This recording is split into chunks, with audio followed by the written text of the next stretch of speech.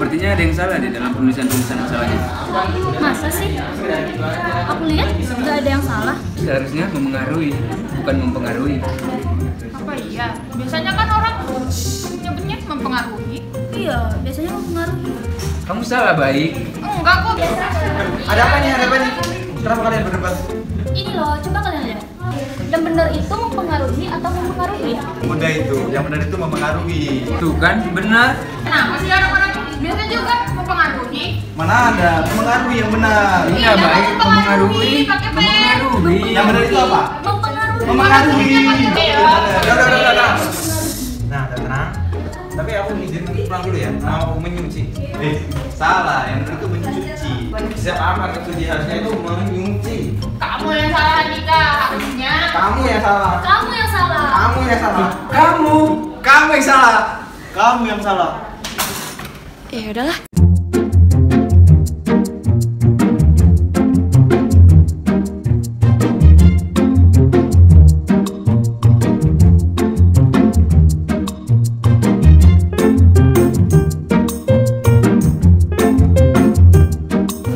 Kira-kira dari cerita tadi, kata yang salah apa ya salah?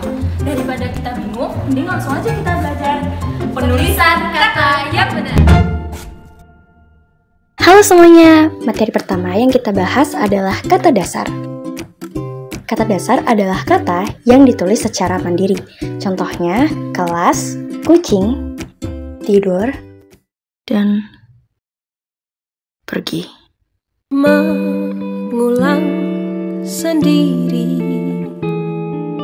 ke sudut memori. Oke, kembali ke laptop. Halo, di sini saya akan menjelaskan kata turunan. Menurut Wikipedia, kata turunan adalah kata yang sudah mendapatkan imbuhan. Imbuhan berupa awalan, sisipan, akhiran, campuran, pengulangan, atau penggabungan dengan suku kata lain yang membentuk kata baru dengan makna yang baru pula. Sehingga kata turunan disebut juga dengan kata berimbuhan. Jenis dan contoh dari kata turunan sebagai berikut.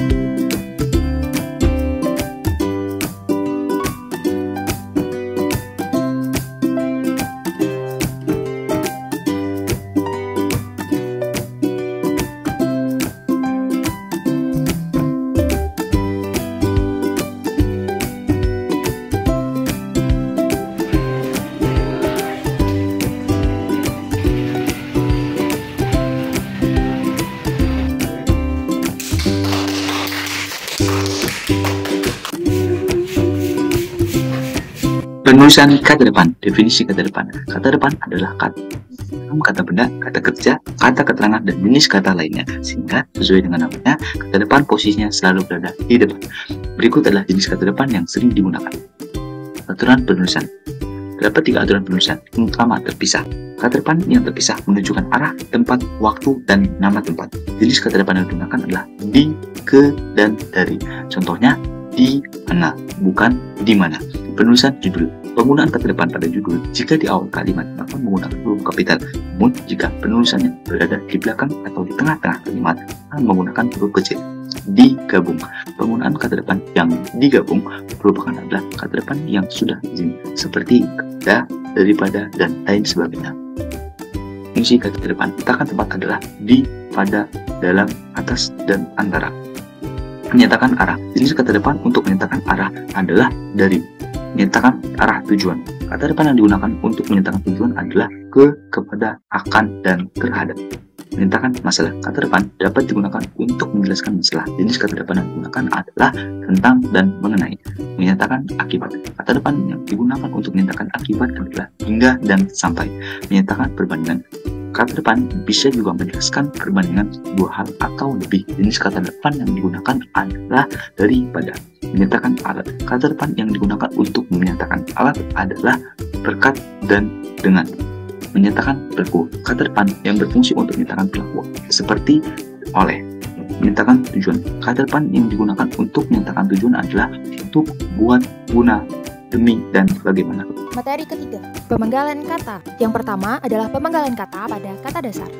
Jika di tengah kata terdapat huruf vokal yang berurutan, pemenggalannya dilakukan di antara kedua huruf vokal itu. Misalnya buah, pemenggalannya menjadi buah. B, monoftong eu tidak dipenggal. Misalnya sedati. E, diftong ai, au, ei, dan oi tidak dipenggal. Misalnya pantai. D, jika di tengah kata dasar terdapat huruf konsonan, termasuk gabungan huruf konsonan, di antara dua huruf vokal, pemenggalannya dilakukan sebelum huruf konsonan itu. Misalnya bapak. E, jika di tengah kata dasar terdapat dua huruf konsonan yang berurutan, pemenggalannya dilakukan di antara kedua huruf konsonan itu. Misalnya renta. F, jika di tengah kata dasar terdapat tiga huruf konsonan atau lebih yang masing-masing melambangkan satu bunyi, pemenggalannya dilakukan di antara huruf konsonan yang pertama dan huruf konsonan yang kedua. Misalnya sentra. G, gabungan huruf konsonan yang melambangkan satu bunyi tidak dipenggal. Misalnya minyak. Yang kedua, pemenggalan kata pada kata berimbuhan.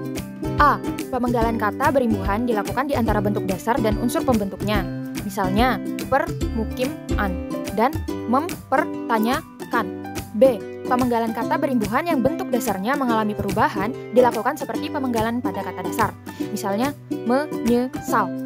C, pemenggalan kata yang mendapat sisipan dilakukan seperti pada kata dasar. Misalnya telunjuk. D, pemenggalan kata yang menyebabkan munculnya satu huruf di awal atau akhir baris tidak dilakukan. Misalnya, penerapan protokol kesehatan adalah cara termudah mengakhiri pandemi ini. Seharusnya ditulis penerapan protokol kesehatan adalah cara termudah kemudian baris baru akhiri pandemi ini. Submateri yang ketiga, pemenggalan kata pada kata yang terdiri dari dua unsur atau lebih dan salah satu unsurnya dapat bergabung dengan unsur lain. Misalnya biografi yang terdiri dari dua unsur yaitu bio dan grafi. Sementara unsur bio dapat bergabung dengan unsur data menjadi biodata. Submateri yang keempat, nama orang yang terdiri atas dua kata atau lebih pada akhir baris dipenggal di antara kata tersebut. Misalnya, pencetus nama bahasa Indonesia dalam Kongres Sumpah Pemuda adalah Muhammad Tabrani. Submateri yang kelima, singkatan tidak dipenggal. Misalnya, ia telah mengabdi selama 10 tahun di BKKBN. Tidak boleh ditulis, ia telah mengabdi selama 10 tahun di BKK, kemudian dipenggal BN. Materi selanjutnya adalah partikel. Partikel dibagi menjadi 4 poin. Yang pertama, partikel lah, kah, dan tah ditulis rangkai dengan kata yang mendahulunya. Contoh, bacalah buku itu baik-baik. Siapakah gerangan dia? Apakah gunanya bersih hati? Lalu, partikel yang selanjutnya adalah partikel pun ditulis terpisah dari kata yang mendahulunya.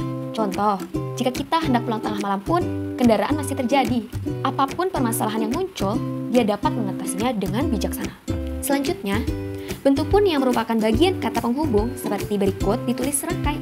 Jadi, ada loh partikel pun yang dia sudah pasti ditulis serangkai. Ada 14 bentuk partikel pun yang ditulis serangkai. Semuanya tertera pada layar. Contoh, meskipun sibuk, dia dapat mengerjakan tugas tepat pada waktunya. Poin terakhir dari materi partikel adalah partikel per yang berarti demi, tiap, mulai, atau melalui ditulis terpisah dari kata yang mengikutinya. Contohnya seperti mereka masuk ke dalam ruang rapat satu persatu. Kata satu persatu pada kalimat tersebut per di sini diartikan sebagai demi. Jadi mereka masuk ke dalam ruang rapat satu demi satu. Lalu contoh lainnya ada dia menghubungiku per telepon, atau bisa juga diartikan dia menghubungiku melalui telepon. Lalu ada nggak sih partikel per yang ditulisnya tuh serangkai? Jadi teman-teman, ada partikel per yang ditulis serangkai jika digunakan untuk menulis pecahan. Contohnya seperti 2/3, 2%, 1/16. Kalimat-kalimat tersebut yang sudah saya sebutkan, partikel pernya ditulis serangkai dengan kata yang mengikutinya. Materi keenam adalah singkatan. Yang pertama, singkatan nama orang, gelar, sapaan, atau pangkat diikuti dengan tanda titik di setiap unsur singkatan itu. Contohnya, Abdul Haris Nasution disingkat menjadi A.H. Nasution. Yang kedua, singkatan nama orang dalam bentuk inisial ditulis tanpa tanda titik. Contohnya, Lilis Suryaningsih disingkat menjadi LS. Yang ketiga, singkatan termasuk akronim yang terdiri atas huruf awal kapital tanpa tanda titik. Contohnya, kartu tanda penduduk disingkat menjadi KTP. Yang keempat, poin A, singkatan yang terdiri atas lebih dari 2 huruf yang lazim digunakan dalam dokumen atau surat menyurat diikuti dengan tanda titik. contohnya, dan lain-lain, penulisan katanya disingkat menjadi DLL titik. 4B, singkatan yang terdiri atas dua huruf yang lazim digunakan dalam dokumen atau surat menyurat diikuti tanda titik pada setiap huruf. Contohnya, atas nama, penulisan katanya disingkat menjadi A.N. 4C, singkatan yang lazim digunakan dalam penulisan alamat dapat ditulis dengan dua huruf atau lebih dan diakhiri tanda titik. Contohnya, Jalan Rawamangun disingkat menjadi JL.Rawamangun. Yang kelima, singkatan satu ukuran, takaran, dan timbangan, lambang kimia, dan mata uang tidak diikuti tanda titik. Contohnya, rupiah yang disingkat menjadi Rp.